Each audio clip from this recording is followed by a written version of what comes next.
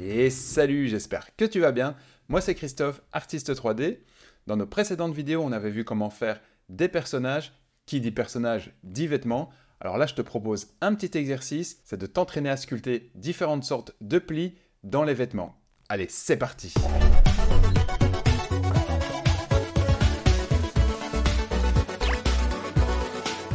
Voilà, donc là, ce que j'ai fait, c'est j'ai préparé un plane tout simplement.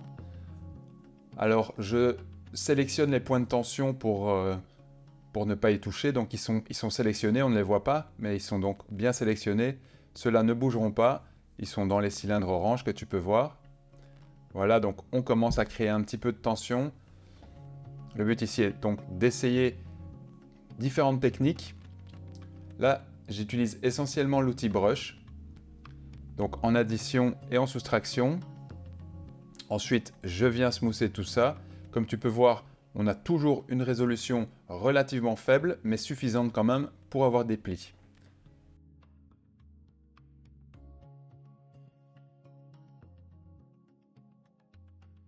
Je switch donc entre l'outil smooth, qui n'est pas à 100%. Une fois que je suis content de la forme des plis, je viens utiliser l'outil crease pour donc donner plus de cachet, plus de lisibilité aux plis. Voilà, tu vois, les accroches lumineuses sont plus importantes. Et ensuite, je viens tout doucement smoother les extrémités des plis.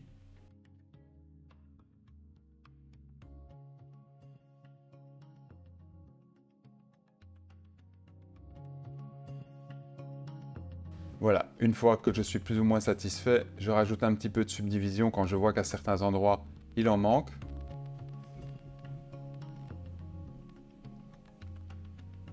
Ensuite, on accentue encore les extrémités. Je continue de sculpter. Le but ici est vraiment de prendre un peu plus de temps que dans les précédentes vidéos où lorsque je crée les vêtements des personnages, je ne passe pas suffisamment de temps pour créer des plis convaincants. Le but ici de cet exercice, c'est pas non plus de passer des heures à faire des plis, mais simplement d'essayer. Ici, en essayant différentes techniques, tu pourras utiliser la brush, tu pourras essayer aussi éventuellement avec l'outil clé si tu préfères, en fonction du résultat que tu veux. Voilà, je te conseille donc d'avoir toujours une ref à portée de main. Ensuite, retiens bien ce que tu fais. Avec ce genre de petit exercice, le but est vraiment de passer une demi-heure, une heure à faire un petit truc comme ça. Tout ça, ça va te donner des outils pour plus tard, lorsque tu te lanceras dans tes propres créations. Ici, le but, c'est vraiment d'essayer de t'amuser en même temps, de progresser. Donc c'est pas évident, hein. Donc il y a les petits plis, il y a tout ce genre de choses. Alors voilà, ici j'essaye certaines choses, ça me convient pas. On revient en arrière et je prends alors l'outil flatten, comme tu peux voir ici.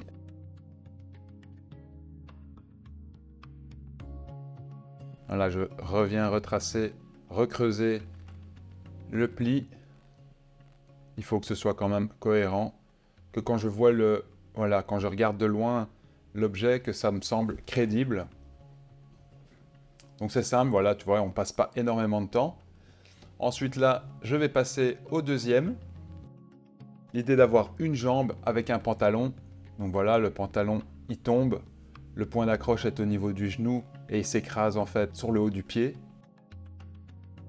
Donc voilà, pareil ici, le cylindre n'a pas beaucoup de résolution. Le but c'est vraiment de donner une forme de base au départ. Là, il faut que ça reste crédible. Donc on utilise ici l'outil Move pour donc simuler une gravité.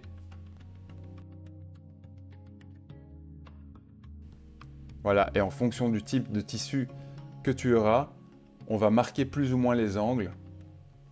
Donc là, dans ce cas précis, je vais bien marquer les angles par la suite. Là, on pourrait croire que c'est plus une sorte de doudoune comme ça. Mais non, alors là, j'utilise l'outil Pinch. En fait, quand tu crées des tissus, tu as évidemment l'outil Move, l'outil Brush qui est fort utilisé, l'outil Crease donc pour marquer. Dans ce cas-ci où l'outil Brush crée des gros plis comme ça, l'outil Pinch vient m'aider à donc affiner ces plis sans passer par l'outil Crease.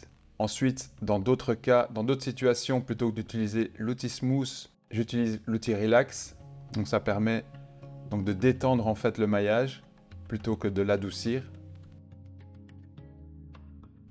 Voilà, tu vois, on commence à plus ou moins comprendre un peu la matière. Voilà, ici, c'est pas non plus parfait, mais le but de l'exercice, c'est de comprendre un petit peu comment faire les plis, de voir ce qui se passe. Voilà, de voir un petit peu comment corriger certaines choses. Le but de ce genre d'exercice, c'est vraiment d'apprendre des techniques, de voir ce qui marche.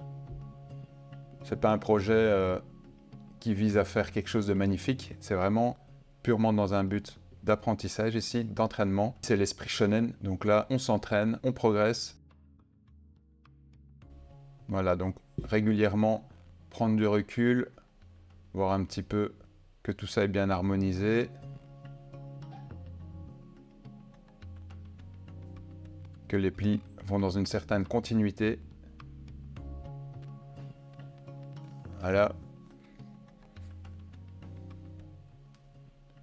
On pourrait dire que ça ressemble à une sorte de pantalon classe. Alors là, un exercice un peu plus compliqué. Donc là, il y a 3 points de tension si vous voulez. Et le but, ça va être de créer les plis qui vont aller d'un point de tension à un autre. Voilà, donc on utilise l'outil Smooth et l'outil Relax. On sélectionne, on désélectionne, on plie. C'est pas évident. Il y a plein de programmes de simulation de tissu qui font ce genre de choses pour nous. Mais là, le but, c'est vraiment de comprendre ce qu'on fait et de donner du crédit à nos personnages et de pouvoir les styliser convenablement. Une fois que la mise en place nous convient, alors on va créer de la tension au niveau des extrémités. Donc là, il faut bien comprendre que le pli de tension, il aura plus ou moins la même hauteur, l'extrémité maximale de la boule. Donc il faut vraiment monter ici. Avec l'outil brush, on va vraiment essayer de tirer un trait vers l'autre boule, de tirer un trait vers l'autre extrémité en ayant une hauteur assez prononcée. Voilà, ensuite c'est un petit peu un mix du premier exercice aux endroits où le tissu tombe.